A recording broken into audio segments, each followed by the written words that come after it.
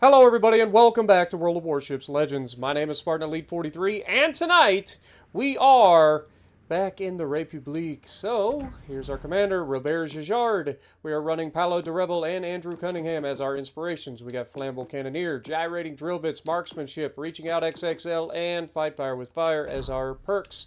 We are running Aiming Systems Mod 1, Steering Gears Mod 2, Concealment System Mod, and Epic Main Battery Mod 3. Here's a look at the ship. And without further ado, let's get to the gameplay. Alrighty, so we're going to be on North, and we are in the Republique. Now, I'm not going to lie to you guys, this has probably been the most frustrating and awful night of World of Warships Legends I have ever played in my life. And that is saying something, because I've had some stinkers out there. There have been some rough nights, but what you see here is a good example of what I've had to deal with all night long, including, was 3 or 4 different matches where I had cross-play off lobbies. One was a 2v2 where my partner that spawned in didn't spawn in at all, just sat there, didn't do anything. So I ended up losing that match, despite taking all of the health off of one of the battleships and over half of the health off the other battleship, and would have been able to win the game, probably, if the person that I left just enough to get away wasn't a Columbo that used smokescreen to hide and capture the base so that I couldn't kill him. Or at least so I couldn't reset the base and then kill him. But then we had another cross-play off lobby where I had a battleship spawn in with me. It's a 2 battleship versus battleship cruiser situation. He decides to play follow the leader because he doesn't understand how to think and breathe at the same time. Comes over my way, hides behind an island for the next 10 minutes, and we lose. Shocker. It's almost like that was the way it was going to be. And I took all the health off the cruiser, but of course left him with just enough to torpedo the crap out of me as he ambushed me coming around an island again. Again, if my other battleship had been there, easy kill. And then it's just 2 of us versus the one Giuseppe, which is easy kill, right? Easy counter. And it's just moments like this today that just make me wonder why I even bother playing this game anymore. Like, I play a lot of other stuff, and there's another perfect example. Sejong goes full broadside, and of course, my shells don't do anything. Alaska depth strikes it, right? 305 millimeter freaking high velocity guns. Dev strike. 17-inch high velocity guns, nothing but overpins. Gotta love it. World of Warships, folks. Now, just when you thought everything was going to go smoothly, we got the Alaska caught there. Our destroyer smokes up, starts shooting at the enemy Hayate. Hayate's out in the open. He fired his gun, so he stays spotted. Alaska takes a shot at him, but our destroyer sits in a smoke screen and, to nobody's surprise, dies. So now we're down 2 destroyers in the first 2 minutes of the match in a 5v5. And it's at this point that the Alaska decides to radar. Now, if you don't understand what your range is on your ship, there are stats. You are allowed to look them up. They're even in-game stats that you can look up in the heat of the moment in case you forgot to look them up beforehand. But if you're at a legendary tier, you should at least understand what your sonar and radar ranges are, what they're used for independently, and understand the difference between firing AP and HE and where the weaknesses and strengths are for specific armor, right? Like, basic knowledge, basic understanding of the game. All of these things should be there for you, right? You should also understand how and when to push, how and when to engage or disengage. And the fact that you should have an idea of the fact that when you're in a domination match, capping bases is kind of important. So you should try not to run away from your spawn. You should try to hold your flank at all costs. And, you know, if things don't work out, things don't work out. But at least you try. But the sad part is, the guy that's behind me in the Alaska, and oh my god, that accuracy was nasty. But of course, we only get 1, and then we get the rest is 5 overpins. Because, again, Alaska, right? It's full broadside, not allowed to kill it. Story of my life. But the beauty of it is, the guy that's behind me is going to be the second best player on the team. Which tells you everything you need to know about the rest of the team. Okay? When you see how this guy plays, and then see how the rest of my team plays, you'll know exactly what I'm talking about.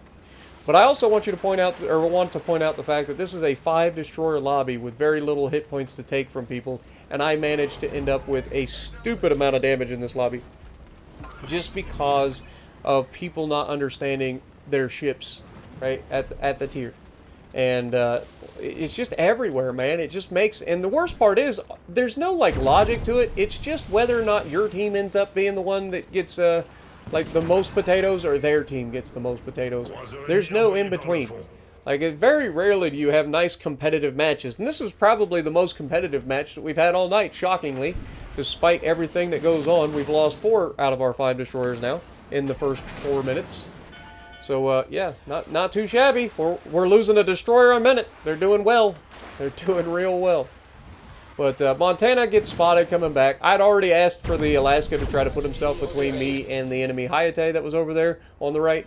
He decides that he doesn't need to do that. Hayate actually had moved into a better torp position than I thought, and we end up taking a torpedo. That's going to come back and bite me later on. But meanwhile, there is an the Alaska that's next to me decides that he can't fight a Montana, right?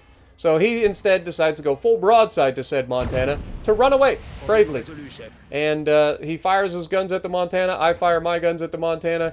I end up getting a really good hit here. Montana starts shooting at the Alaska. Again, this was Montana shooting HE early. Can't really blame him for shooting HE because it is a lobby full of destroyers. But at the same time, like, if he had AP loaded, like, I'm pretty sure this Alaska dies right there because he just caught him with his pants down. But as you can see, Alaska is not actually trying to put himself in any sort of positions to be useful anywhere, right? He's just staying behind me no matter where I go. And he's just hoping that I can tank enough damage from everything to somehow give us a chance. And so as I turn back in, I'm aware that their Hayate is most likely hunting me, so I try to get away from him for the moment. We got the Hayate in the middle of the cap, in the Bravo cap. We know he's there shooting me. So we come around the corner. We've got a beautiful look at this Montana. Montana had just fired his gun, so we're good. We get a shot out, and we slap him. And then we're going to use the rear turret of justice as he starts turning towards me, which we've talked about many a times. As he turns towards me, he's raising that citadel, making it easier for us to citadel him. This time he's got AP loaded. We're able to angle against that, shattering and bouncing the shells off of our armor belt. Again, just knowing what you're up against, understanding, you know, what you need to do to mitigate as much damage as possible. Try to put the shot through the front cheek. We get another citadel on him. And as much as I want to finish him off here, I want to get the rear gun. I'm a little slow, and he is going to get one more shot here before I'm able to finish him off. And he manages to reload his front guns just in time to slap me back. But as unfortunate as that is, we're at 140,000 damage. I have essentially taken all of the health off of the Montana, all of the health off the Alaska, and I've managed to at least hit a destroyer once. And I've lost all my health doing it. Meanwhile, my brave Alaska is still sitting behind me, trying everything in his power to make himself as useless as possible. Like, he could put himself in a position to maybe grab Bravo here, or at least spot, maybe do something there. He's got destroyers that are there. They've been spotted multiple times, but not once does he ever put himself in a position to counter the destroyer. Despite, and I know that Alaska isn't the best anti-destroyer boat, right? I get that. But at the same time, it's way more capable of anti-destroyer than I am. It's got radar, it's got sonar, it's got faster reloading guns. Like, what more do you want from me, right?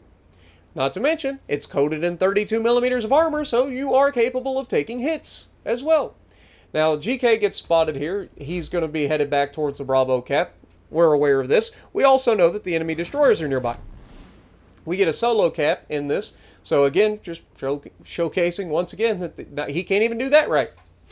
Like, he can't even get in and yoink like a cap or anything.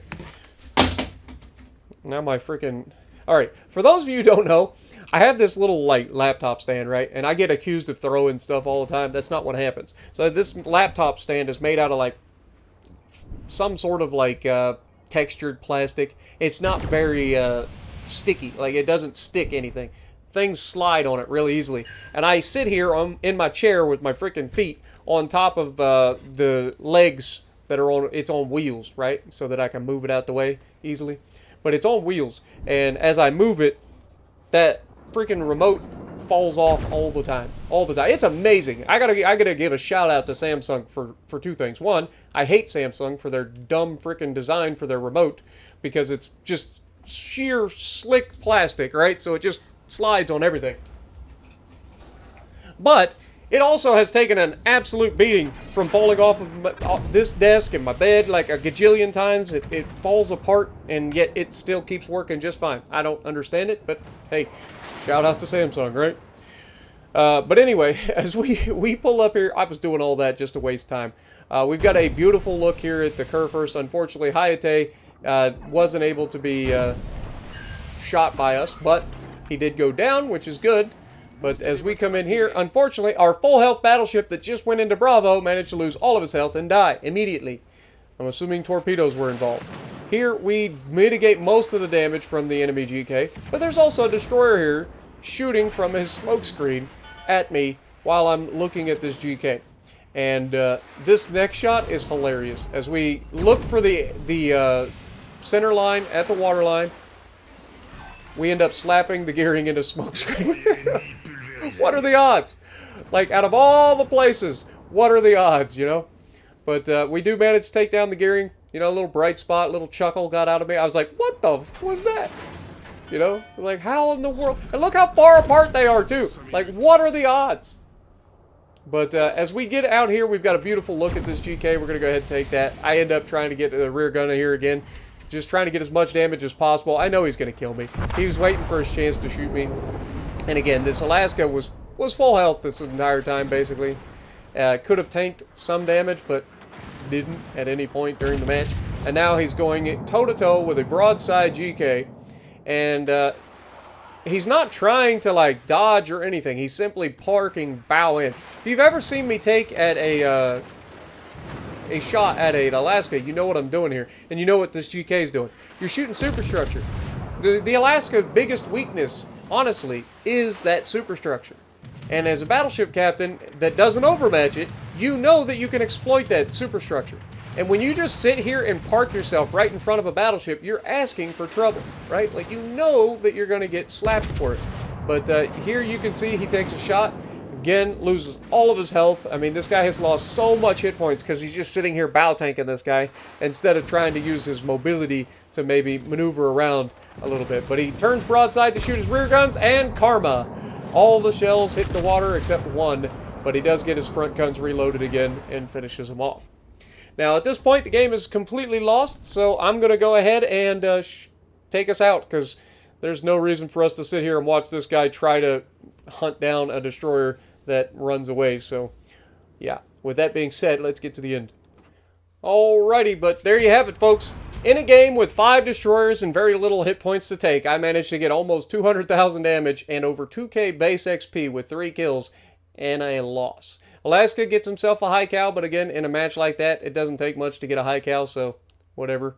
But Hayate did the right thing there, running away to preserve the win for his team. But, man, it's just the potatoes were out, folks. This is easily one of the worst. I think I went 3-10 tonight. And I usually don't go negative win rates, right? Like, I just don't.